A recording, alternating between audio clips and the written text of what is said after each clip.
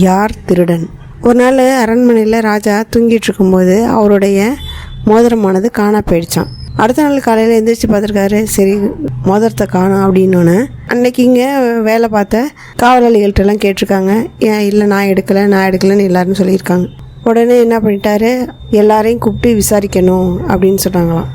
அதுக்கு மற்ற மந்திரிகள்லாம் சொன்னாங்களாம், ஒருத்தர் திருடனாக இருந்திருக்கலாம், ஆனால் அதுக்காக எல்லாரும் தண்டனை அனுபவிக்கணுன்றது இல்லை.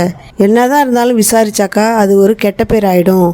அதுக்காக அவங்கள தந்திரமாக தான் கவனிக்கணும், அவங்கள எப்படியாவது கண்டுபிடிச்சியே ஆகணும் அப்படின்றது மாதிரி சொன்னாங்களாம். அதுக்கு யாராவது ஒரு வழி சொல்லுங்கள் அப்படின்னோடனே ஒரு மந்திரி சொன்னாராம், எல்லாரையும் கூப்பிட்டு நம்ம பெரும்பாலும் நல்ல அடி கொடுத்துருவோம் அப்படின்னு சொன்னாங்களாம்.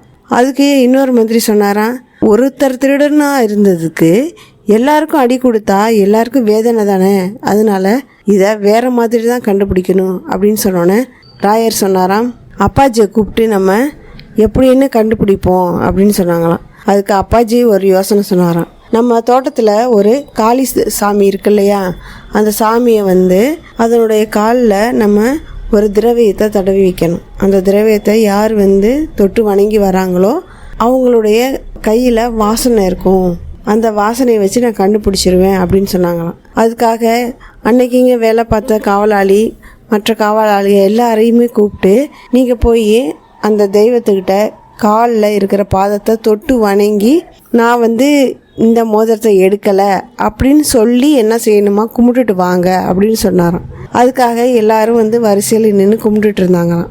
கும்பிட்டுட்டு ராயரை பார்த்துட்டு கையை முகர்ந்து பார்த்தாங்களாம். முகர்ந்துனாக்கா அதில் வாசனை வருதான்னு பார்க்குறது. அந்த மாதிரி பார்த்துட்டு இருக்கும்போது ஒருத்தர் மட்டும் என்ன பண்ணிட்டாராம், சரி நம்ம தொட்டு கும்பிட்டோம் அப்படின்னாக்கா நம்மளை கண்டுபிடிச்சிருவாங்க, அதனால நம்ம கீழே வணங்கி கும்பிட்டுட்டு அந்த சாமியோட பாதத்தை தொடக்கூடாது அப்படின்ற மாதிரி வந்துட்டாராம். வந்தோடனே அந்த காவலாளி ராயருடைய முகத்துக்கிட்ட வந்தோடனே என்ன பண்ணிட்டாரு, கையில் வாசனை இருக்கிற மாதிரி என்ன பண்ணிட்டாரு காமிச்சாராம். ஆனால் அவரோட கையில் வாசனை வரவே இல்லையா. அப்பாஜி கிட்ட முகர்ந்து பார்த்துருந்துருக்காங்க.